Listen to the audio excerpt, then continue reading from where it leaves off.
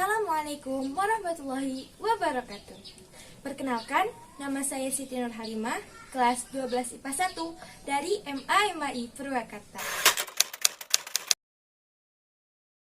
Tata pemerintahan daerah pada masa sebelum penjajahan Belanda. Keberadaan Purwakarta tidak terlepas dari sejarah perjuangan melawan pasukan VOC.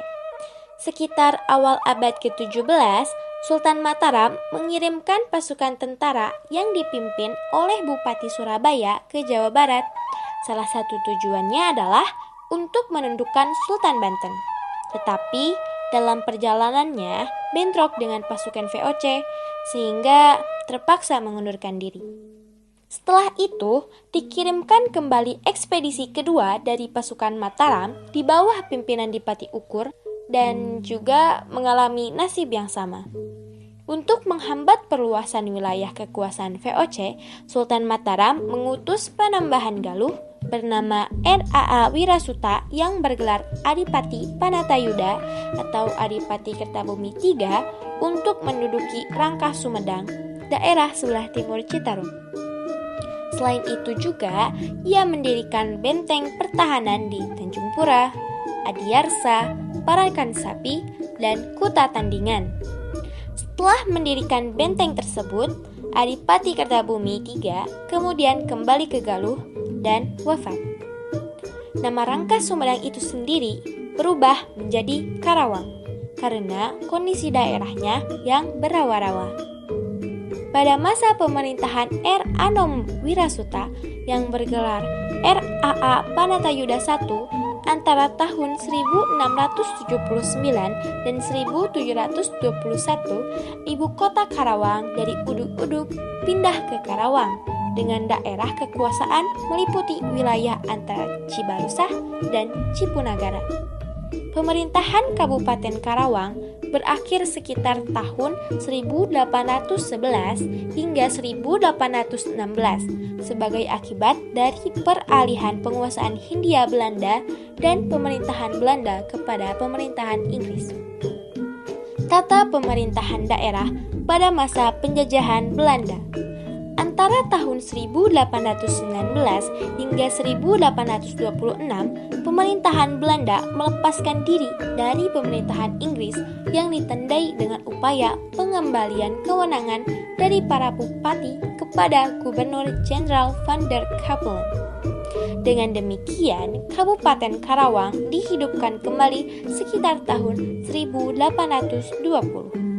Sebagai Bupati I, Kabupaten Karawang yang dihidupkan kembali diangkat R.A.A. Suryanata dari Bogor dengan gelar Dalam Santri, kemudian memilih ibu kota kabupaten di Wanayasa.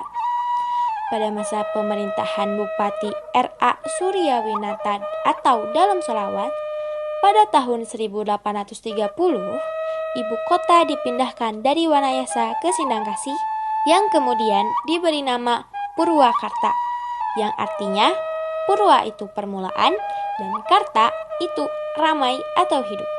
Sebelumnya, nama ini telah ada dan dikenal, namun namanya sekarang ditetapkan dan jika dihitung jatuh pada tanggal 23 Agustus 1830 atau tanggal 4 Rabiul Awal 1250 Hijriah. Pembangunan dimulai antara lain dengan pengurugan rawa-rawa untuk pembuatan situ bulet, pembuatan gedung keresidenan, pendopo, masjid agung, tangsi tentara dicaplak, termasuk membuat solokan gede, sawah lega, dan situ kamojing. Pasca kemerdekaan, pembagian wilayah pemerintahan dari tahun 1945 hingga 1999. Kabupaten Karawang dengan ibu kotanya di Purwakarta berjalan sampai dengan tahun 1949.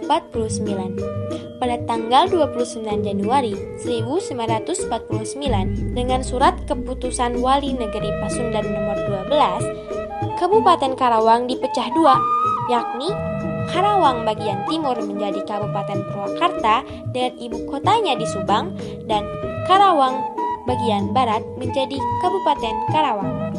Berdasarkan Undang-Undang Nomor 14 Tahun 1950 tentang pembentukan daerah kabupaten dalam lingkungan Provinsi Jawa Barat, selanjutnya diatur penetapan Kabupaten Purwakarta dengan ibu kota Purwakarta yang meliputi kewenangan Subang, Segalaherang, Pamanukan, Ciasem, dan Purwakarta.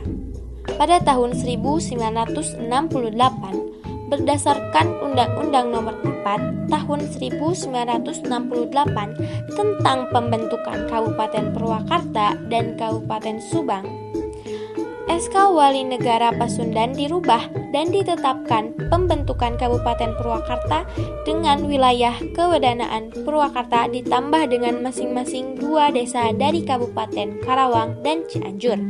Sehingga pada tahun 1968, Kabupaten Purwakarta hanya memiliki 4 kecamatan, yaitu Kecamatan Purwakarta, Pleret, Wanayasa, dan Campaka, dengan jumlah desa sebanyak 70 desa. Untuk selanjutnya, dilaksanakan penataan wilayah desa, kelurahan, pembentukan kementerian, dan peningkatan status kementerian menjadi kecamatan yang mandiri. Maka saat itu, Kabupaten Purwakarta memiliki wilayah sebagai berikut.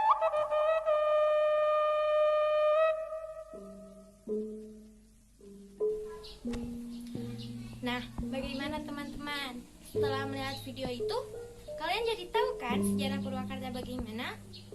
Jadi, mari kita cintai kota kita sendiri. Purwakarta istimewa.